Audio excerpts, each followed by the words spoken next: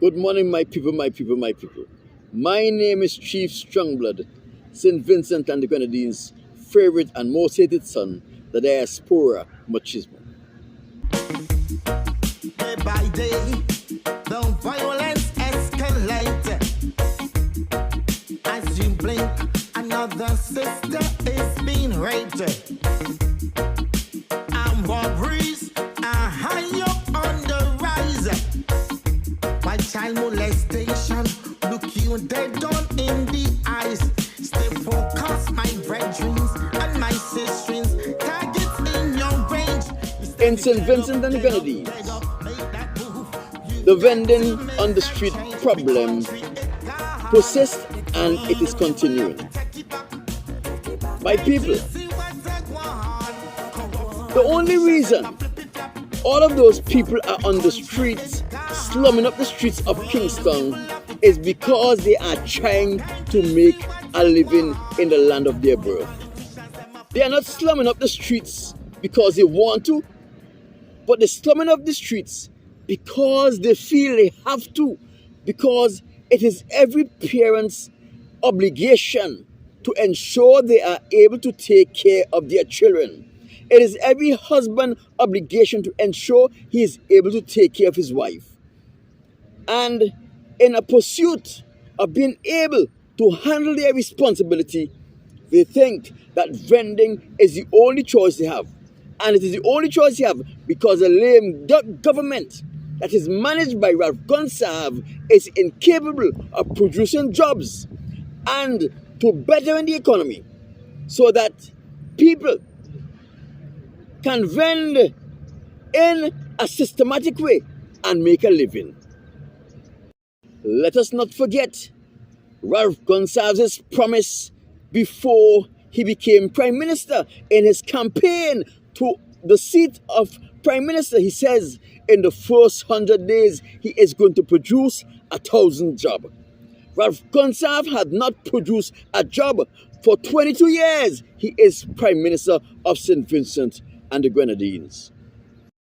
I am caught between a rock and a hard place because I personally cannot condemn the vendors because they have a duty and obligation to their family to make a living, to ensure they are able to clothe, feed, and house their family, and to ensure they are able to send their children to school.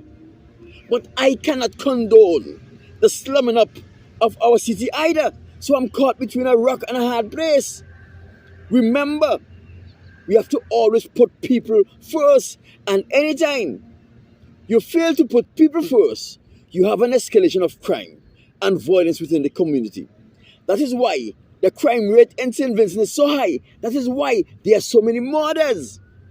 Because people are stressed, people are frustrated, people are living on the edge, and it is an unfortunate thing. The white community in St. Vincent and the Grenadines is not crying out because they are having an easy ride, and there is a reason for that. But if you notice, the brunt of the weight of the poverty falls on the shoulder of the black and Indian community in St. Vincent and the Grenadines. When I say black, I mean Garifuna and Carib also. People, this is not going to change anytime soon because Ralph Gonsalve as Prime Minister do not understand the situation he is confronted with. He do not understand how to solve this problem of the vending in the streets of St. Vincent and Grenadines. It is an easy problem to solve. Very easy problem to solve. But he don't understand the problem. He don't know the solution. And even though if you give him an understanding of the problem, he will not understand the solution and how to implement the solution to ensure that the vending on the street is cut down to a manageable degree. And as a matter of fact, you put the vendors in a place where they can be properly managed. He thinks that giving a vendor $200 to get off the street is a solution. He thinks that building a new place for the vendors to go and sell is the solution to the problem. That is not the solution of the problem. The vendors are flocking the street because they're trying to make a living. They cannot make a living in St. Vincent and the Grenadines. Why? Because the economy is too poor to support all of the enterprises that is going on in St. Vincent and the Grenadines. The large legitimate enterprises and even the vendors on the street, they are enterprise. The economy cannot support all of them. So what they're trying to do, they're trying to get as close to the consumer as possible, close to the man who's walking the street as possible. So they think if they bring this stuff on the streets, people will see me and they will remember me and they will buy something. But the people cannot afford to buy. There are too many vendors and too little circulating capital. If the circulating capital in St. Vincent and the Grenadines don't increase, and if the employment problem in St. Vincent and the Grenadines don't get better, it is going to get worse, because the easiest thing for a person to do is to pick a mango or some plums, to invest the last $100 in buying an icebox and a case of beer, hoping they will be able to make back the money and make a profit, and they will be able to take care of the family.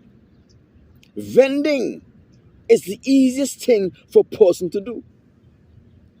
And the solution to the vending problem in St. Vincent and the Grenadines, especially those on the streets that is slumming up the place, trying to make their goods available to the consumer and the passing public, it's easy to solve. But Ralph Gonsalves is too much of an idiot to figure out how to solve a simple problem. The ministers of government are too much of an idiot to figure out how to solve this simple problem. And the opposition is at a loss because they don't understand the problem. My people, I'm doing a series on Milton Cato. Milton Cato was a genius when it compared to Ralph Gonsalves, when it compared to James Mitchell, when it compared to Dr. Friday. They can't step in Milton Cato's boots. But all of them are trying to oppress the history and the genius of this great black Vincentians man. My people, the problem is an easy problem to solve. Ralph Gonsalves does not have the mental fortitude or the mental capacity or the level of intelligence to solve this simple problem. It is only going to get worse. The number of vendors on the street is going to get more, because the easiest thing to do is to find something and offer it for sale. It does not mean it's going to be a profitable venture, but at least the people are trying. They know they are trying. My people, if you put all of those efforts into something more productive, we will have a productive community where the economy grows, the GDP grows, and everybody will be contented and happy, because they will be able to take care of their responsibility to their families. They'll be able to take care of themselves. My people, I am caught between a rock and a hard place. I cannot condone the slumming up of the island with vendors everywhere, but I cannot criticize them, because they're trying to do what they must to make a living, to keep themselves afloat, and to keep their families going. The problem is an easy problem to solve. Our Prime Minister does not have the mental fortitude to solve the problem. His ministers does not have the mental fortitude to solve the problem. Follow me on a St. Vincent me come from. Go back and look at the Milton Cato's video and see the genius of a leader that James Mitchell convinced us to condemn and to reject. We will get to James Mitchell in a later episode. Don't worry about that. I will show you how incompetent James Mitchell was. My name is Chief Strangler, St. Vincent and Grenadines, favorite and most hated son. I am still the diaspora machismo. I'll talk to you soon.